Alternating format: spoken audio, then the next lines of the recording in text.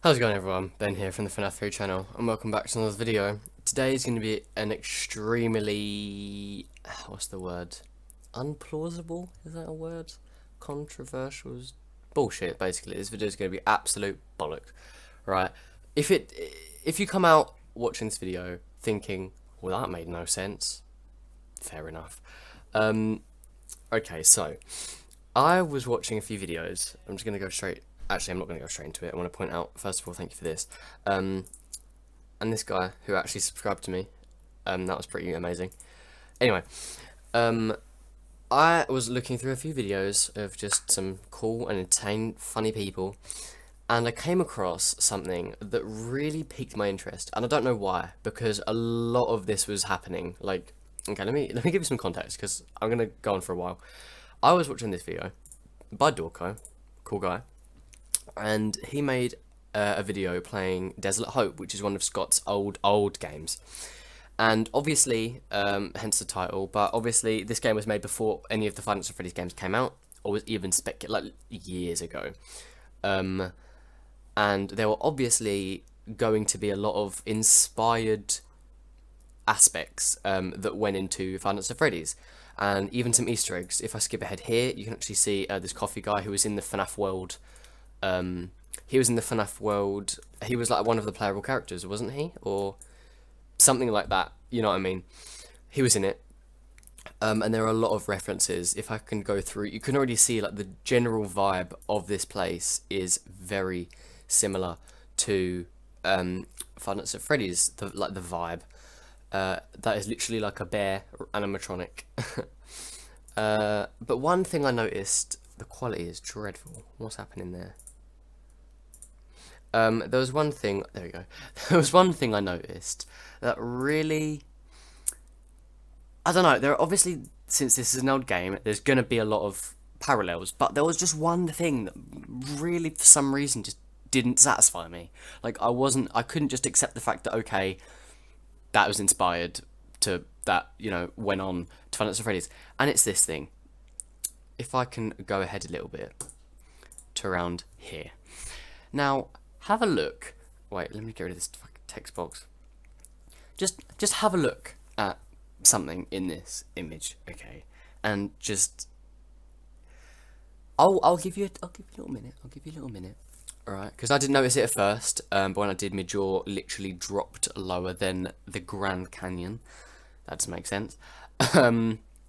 Yeah, if you didn't notice this thing here, you're probably thinking, yeah, what's that then? Can I zoom in? Is that a thing? No. Alright, when I zoom in it gets smaller. Brilliant. Yeah, this thing here. This crane looking fella. It's not live. But just it seems familiar, doesn't it? Yeah, it seems a little bit familiar. But where has it been from? You may be asking yourself. Let me just draw your attention to something while I get it up on the other screen. Just have a little think, unless you've already thought about it and you're just literally like, Ben, hurry up. I'm sorry.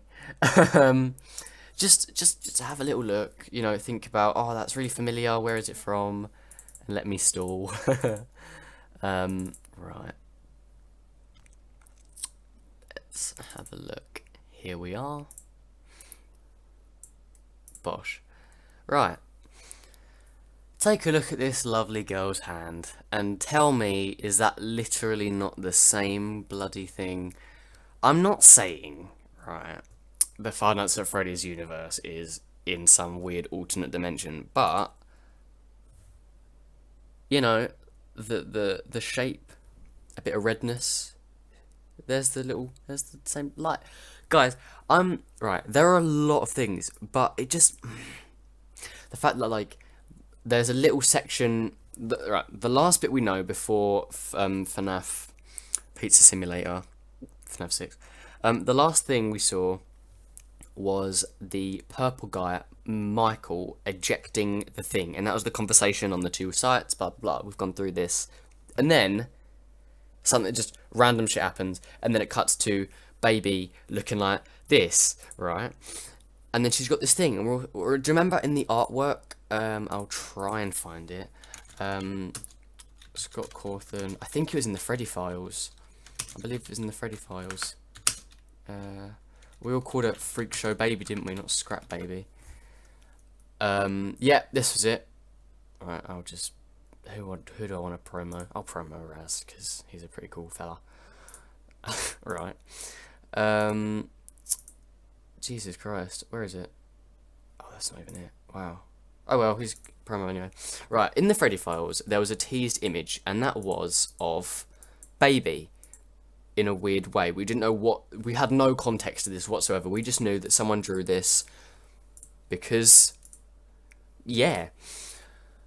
And the main part of this image that all got us really hyped was the massive arm, which was really disappointing, actually. It was really disappointing because it was never seen, right? And obviously we know that that's the crane. There you go. Wait, if I can get that image up and sort of next to it. There we go. Did a pretty good job, I'd say. Pretty good job. Considering this was most likely the image she was told to... Actually, now that I see that, wow. Yeah. This was definitely at least one of the reference pictures she got, because you got the clown picture in the background. You got the junk at the front. Her from the left, from the right, sort of tilted to the left. Yeah. And they really focused on the arm, which is, I was so hyped for that bloody arm, but it really didn't pay off. But I looked at the Desolate Hope a little while ago, and I was like, oh my goodness, it's the same thing. Not that bad image, but it's the same image. And, you know, I'm not saying when she got ejected, she literally like fell into the TARDIS and went to an alternate dimension, whatever it's called. What was it? Something, a weird dimension.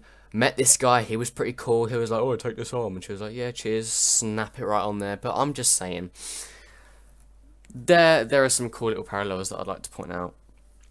And there they are. I don't want to make this video too long. This is basically just to like promote the Easter eggs. They're little Easter eggs, you know. It's some pretty cool Easter eggs. Is it lore based? Probably not. Oh, I should do that at the end of my videos. I should be like, reliability out of 5. Probably about 2. Maybe even a 1. And likelihood of source outcome being true, like a 0. I highly doubt in any way. Look, you can see the fucking planets there. I really doubt that's linked to it anyway. I'd rather think Scott was like, right, let's have a look through my old games, see if there's any cool things that people have forgotten about that I can just sort of show and they won't notice at all. And that will look really cool. Obviously Chipper and Sons is like obvious, but let's just see if there's some cool stuff. And what do you know? I'm probably not the first one to notice this, but I'm most likely definitely 100% almost the first person to overreact about this. But yeah, I think this is rather just a cool little Easter egg that wasn't intended, rather than just a bit of inspiration. And then Scott was like, you know what? Instead of just roughly basing it off, I might as well just copy and paste it. But yeah, that was it. I don't want this video way too long because it's already like 9 minutes. So thanks for watching. Please leave a like if you enjoyed and subscribe if you're new. Sorry if it was not quite the video you was hoping for, but I'm running out of ideas. Give me some. Thanks for watching. I've been Ben from the FNAF channel, and I'll see you guys in the next video. Bye.